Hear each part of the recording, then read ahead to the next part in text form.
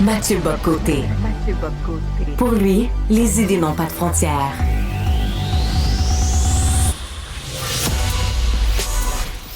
Au contraire, les idées mènent le monde. Réflexion, observation, échange, critique, solution. Mathieu Bock-Côté. En Belgique, une conférence d'intellectuels et de politiciens conservateurs a été interrompue par une descente de police de Montréal. Je rejoins à Paris Mathieu Bock-Côté. Salut Mathieu. Hello! Une descente de police? Qu'est-ce qui est arrivé? Alors, c'est exceptionnel, c'est lunaire. Je raconterai pas ça. Ça se passe en Belgique, c'est loin, mais je pense que ça nous interpelle tous. Alors, je résume. Ces dernières années, on a vu des conférences annulées, par exemple. On a vu des événements, des colloques interdits des deux côtés de l'Atlantique. Et normalement, la méthode était toujours était la suivante. C'est les autorités disaient on craint pour la sécurité de l'événement, donc on le suspend. Puis c'était quoi la sécurité compromise de l'événement? C'était généralement des antifas qui menaçaient de semer la pagaille. Et donc les autorités s'appuyaient là-dessus pour dire on décide d'interdire. Mais puis en plus, on interdisait des conférences soit de marginales, soit des figures controversées. On interdisait ou alors il y avait une volonté. Moi, je me rappelle, j'ai un petit souvenir. Je devais faire une conférence dans une librairie à Montréal. Des antifas, de l'extrême gauche dit on va troubler l'événement, on va lancer des ballons de peinture sur les livres, donc annuler l'événement. Et la police avait été mise au courant. L'événement est annulé. Finalement, ça s'est tenu dans une autre librairie, un peu plus courageuse. Bon, mais des événements comme ça, il y en a eu plusieurs. Mais là, hier, on a passé un cap supplémentaire. Donc, c'est une rencontre qui s'appelle le NatCon. NatCon, comme dans les nationalistes conservateurs, c'est le national-conservatisme. C'est un courant intellectuel qui s'est développé dans le monde anglo-saxon ces dernières années, qui cherche à sortir la droite, entre guillemets, occidentale de la seule obsession du marché de la mondialisation pour la recentrer sur la défense de la souveraineté nationale, des identités culturelles, la critique du mondialisme, du wokisme et tout ça. On peut être en désaccord complet avec les orientations, je prends la peine de le dire, là. Il y a des gens qui se retrouvaient là, qui sont des gens qui sont controversés de notre côté de l'Atlantique. Éric Zemmour était là, par exemple, l'ancien candidat à la présidentielle française. Victor Orban, qui est premier ministre hongrois. Je précise que c'est quand même un premier ministre. Nigel Farage, qui joue un rôle dans le Brexit. Des intellectuels. L'ancien ministre des Affaires intérieures de la Grande-Bretagne, Suella Braverman. Donc, c'est une conférence de bon niveau. À 3 reprises, la conférence a été interdite, je précise. Donc, elle devait être tenue dans un arrondissement à Bruxelles. On dit, non, pas possible. Un autre arrondissement, l'autre maire d'arrondissement dit non, pas possible. Et hier, 3e arrondissement, donc Saint-Josse, si je ne me trompe pas. Et là, il y a le maire de la place, et c'était particulier. C'est un ancien socialiste qui a été chassé de son parti parce qu'il y avait des liens avec la frange néo-fasciste du régime d'Erdogan. Et qui dit... eh bien, cette conférence cause problème pour des raisons de sécurité, comme d'habitude. On voit pas pourquoi, il n'y a aucune preuve qui a été donnée. Et je ne tolère pas par ailleurs les propos dits d'extrême droite, entre guillemets, dans ma commune. Je précise que le mot extrême droite est distribué très, très, très généreusement. En fait, dès qu'on n'aime pas quelque chose qui est un peu à droite du centre, on dit extrême droite, extrême droite, extrême droite. Donc, il y a un colloque hier, qui est à Bruxelles, qui est censé être la capitale, soit dit en passant, de l'Europe politique. Et qu'est-ce qu'on voit vers midi? Ben là, l'interdiction du colloque arrive, et on voit des policiers descendre dans le colloque, dans l'événement, dans la conférence, pour l'interdire, pour interdire l'accès. C'est Nigel Farage qui faisait une conférence, et là, il y a des policiers qui arrivent pour interrompre le tout. Donc là, on est, je précise, dans une démocratie libérale, en Occident, aujourd'hui, et un colloque qu'on peut par ailleurs critiquer pour son contenu, pour ses idées, il n'y a aucun doute là-dessus, eh bien, il y a une descente de police pour interdire le colloque. Ça suscite une réaction telle que plus tard dans la journée, parce que normalement, les gens ont tendance à se taire autour de ça. Quand on censure des conservateurs, on trouve que c'est correct.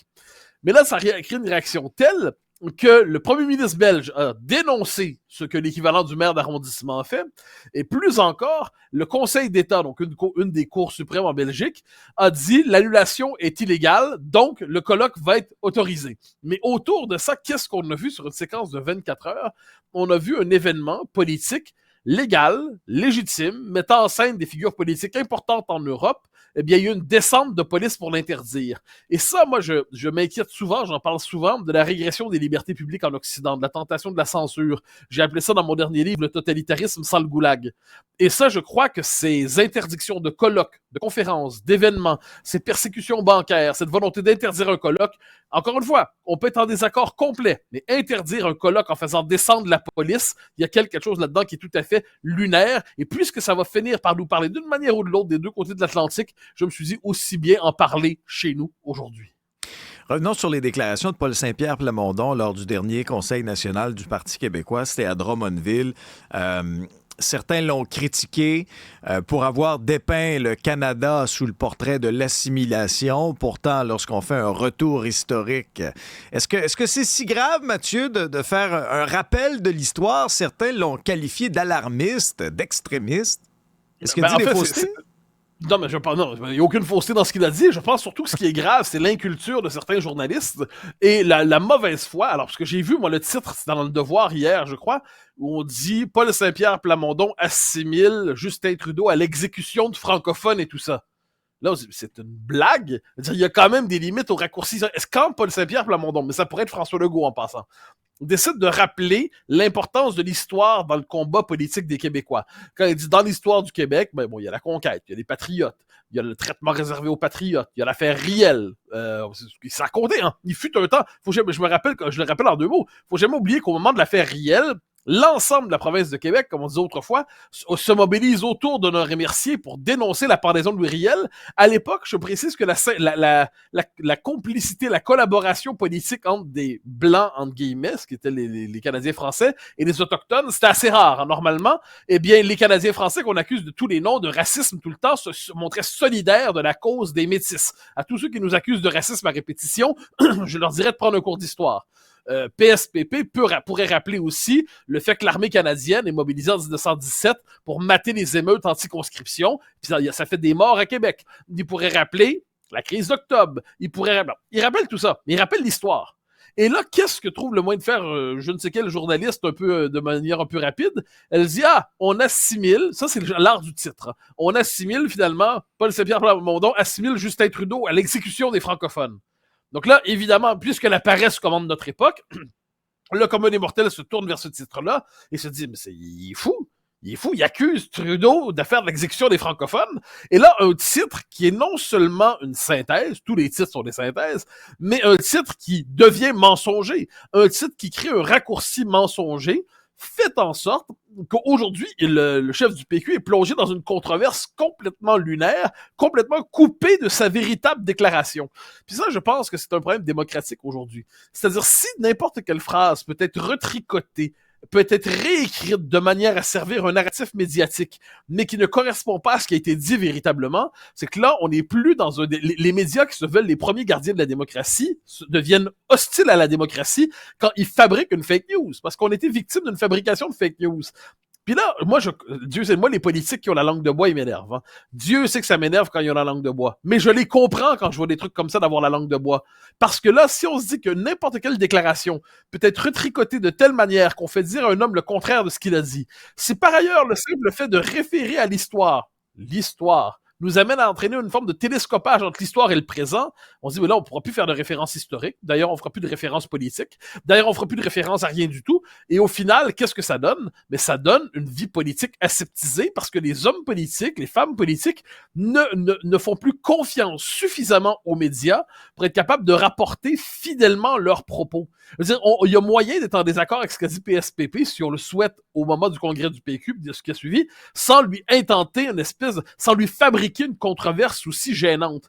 Donc moi, je crois à l'appel à l'histoire, je crois à la nécessité de rappeler les événements. Je pense que comme tout le monde, je sais que ce qui s'est passé en 1837 ou en 1917, ça se passe pas aujourd'hui en 2024. Par ailleurs, je pense que ce qui s'est passé autrefois a une signification pour les temps présents, mais je constate que pour certains, les raccourcis permettent de créer une fake news qui entraîne un procès médiatique et au final, c'est quoi le résultat? Ben, c'est que tout le monde en perd. Les médias perdent en crédibilité, les politiques se disent parfait, je parlerai plus, c'est terminé. Peu importe ce qu'on dit, on est condamné à se faire plonger dans un faux procès. C'est une drôle de séquence politique qu'on vit en ce moment. Est-ce qu'Ottawa a encore une fois perdu le contrôle des finances publiques avec un déficit qui frise les 40 milliards, pas de retour à l'équilibre budgétaire dans un horizon rapproché qu'on peut voir même avec un grand télescope?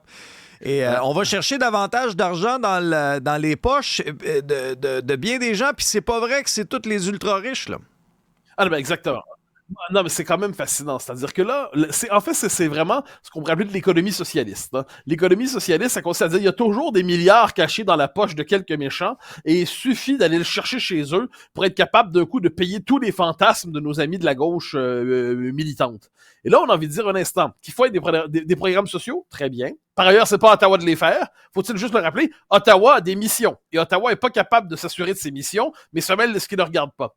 Et au final, qu'est-ce qu'on fait? On va surtaxer. C'est inévitable. Les classes moyennes supérieures. Autrement dit, on taxe l'ascenseur social. On décide d'écraser ceux qui, au terme d'efforts et tout ça, ont réussi à se hisser, entre guillemets, se créer une situation plus confortable. Exactement. Ben, ce sont des taxes punitives sur le succès, mais pas le succès de je ne sais quel milliardaire. C'est le gars, la fille, qui ont travaillé fort pour vraiment améliorer leurs conditions.